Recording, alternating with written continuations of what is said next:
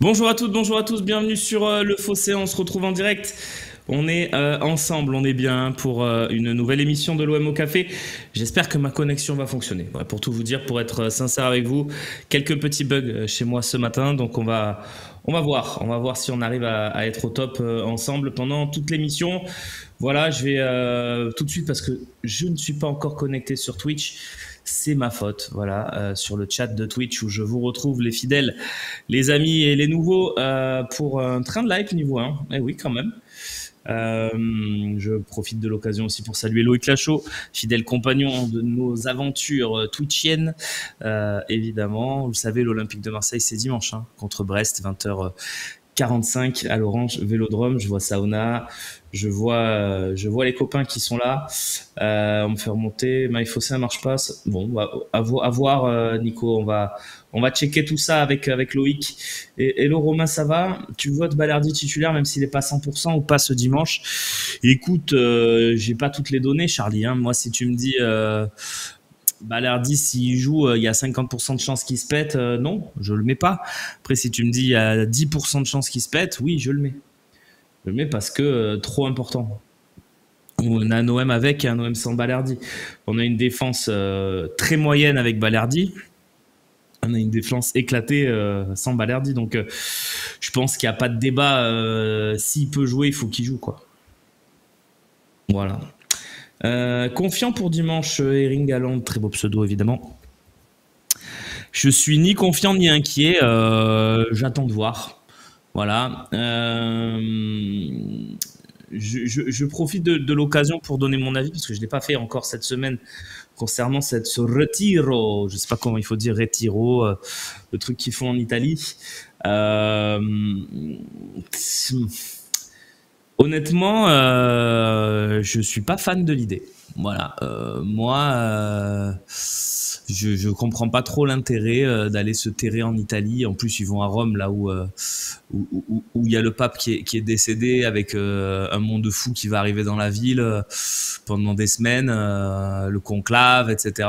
Bon, moi, je vois pas trop l'intérêt d'aller là-bas en fait. Et bon, tu pouvais pas le savoir puisque c'est arrivé en début de semaine, mais moi, j'ai des doutes sur le fait que ça fonctionne. Pour être tout à fait honnête avec vous, c'est pas un truc. Moi, c'est pas un truc qui m'inspire grand chose de positif, très honnêtement. Je pense pas que les joueurs le diront pas, évidemment, mais je pense pas que ça soit un truc qui va les motiver au point de les transfigurer. Voilà, je vois pas l'intérêt, très très clairement. Oui, si on gagne, évidemment qu'on pourra dire il y a eu des bienfaits, etc. Mais moi, je pense qu'on est capable de battre Brest sans se retirer 5 jours à huis clos en Italie. Je, je, je, je vois pas, honnêtement. Oui, effectivement, Charlie, ils sont pas à Rome même, ils sont à une vingtaine de kilomètres. Mais bon, c'est vrai, c'est vrai. Mais je vois pas en tout cas ouais, alors, très bon pseudo. L'intérêt, c'est Delphine qui nous dit ça. L'intérêt, c'est de ne laisser aucun événement. C'est un très bon monsieur et madame d'ailleurs. L'intérêt, c'est de ne laisser aucun événement extérieur interférer, de faire prendre conscience à ces jeunes de 20 piges à quel point il est essentiel que l'on gagne pour la pérennité économique de l'entreprise. Mais ils le savent, les joueurs, que c'est important de gagner. Ça, tu vois, moi, je pense pas qu'il y ait un seul joueur qui soit pas au courant des objectifs. Bon. Jusqu'à dimanche, ils sont H24 à la commanderie. Je sais pas, Nico, mais j'espère pas. J'espère quand même qu'ils auront le droit de voir leur famille, tu vois. C'est pas non plus. Je veux dire, ils ont rien fait pour. Ils ont tué personne, quoi. Donc, t'as le droit aussi à un moment d'avoir des moments avec tes proches. De toute façon, c'était pas prévu que ça soit H24 en mode retiro. Tu passes 5 jours sur 7 à Rome, en Italie, quoi. C'est pas tu passes 7 jours sur 7. S'isoler pour resserrer les liens, c'est surtout ça. Ouais. Je sais pas moi. Et moi, j'ai pas besoin qu'on enlève la pression. FKP 13 mars. Le côté positif de changer d'air, enlever la pression. J'ai pas l'impression qu'il faille leur enlever de la pression, moi, hein. Au contraire, moi, la pression, c'est positif. Après, il faut être. Après, c'est parce que si tu leur enlèves la pression et que, et que les joueurs ils débarquent contre Brest au Vélodrome et que là, le public il est chaud bouillant et que là, et tu te fais reprendre par la, ressaisir par la pression et par l'enjeu.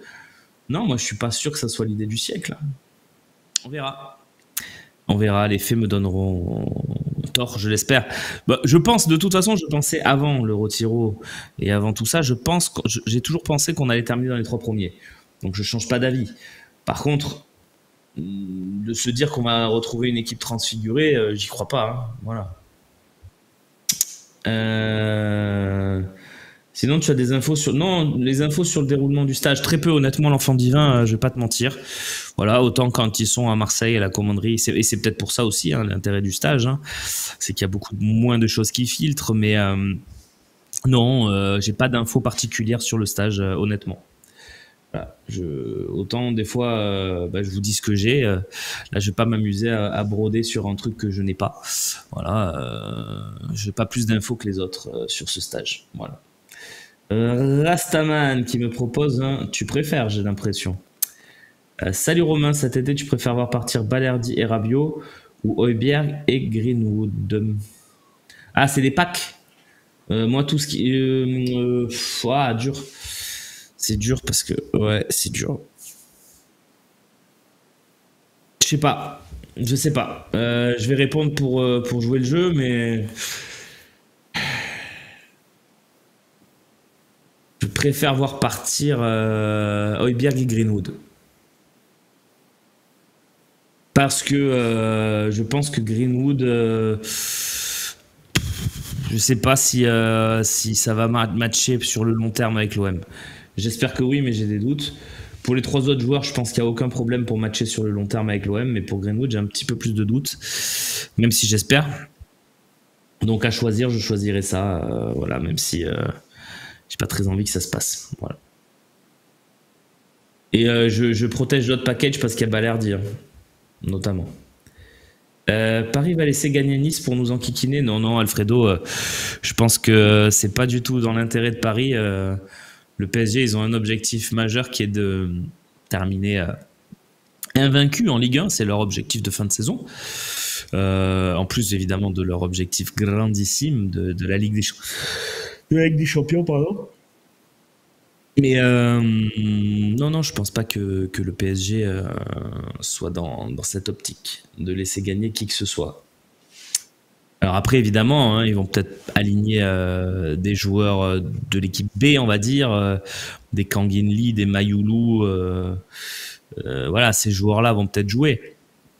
Ça n'empêche pas qu'ils vont quand même, à mon avis, dominer le match et s'imposer. Peut-être faire match nul, mais non, je pense pas qu'ils laisseront gagner Nice, clairement pas. Ou alors ils vont s'en servir peut-être même comme d'une répétition.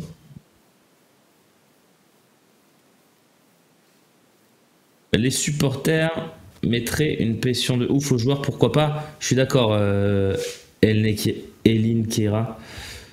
Les supporters mettraient une pression de ouf aux joueurs, pourquoi pas? Mais je trouve qu'on est au top à tous les niveaux. Le stade est exceptionnel, donc mis à part une pression positive, je comprends pas trop. Effectivement. Bon, il y a plusieurs trucs. Il y a cette histoire de top qui les a énervés quand c'était après la défaite de Reims, où l'énorme coup de pression de De Zerbi a totalement fuité dans la presse.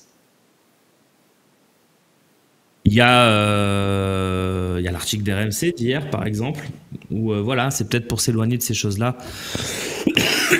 Pardon. Qui vont vers Rome, quoi. Donc voilà, je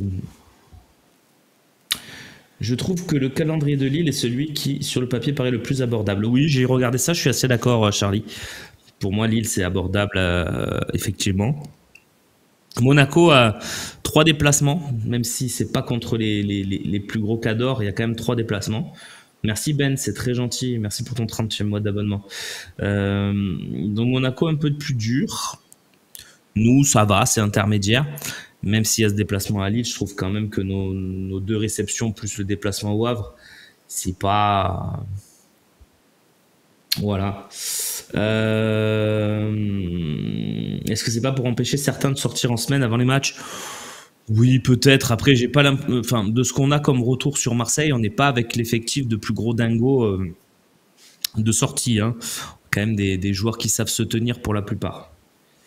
Ma petite compo, ben pourquoi pas, ça on va conclure là-dessus.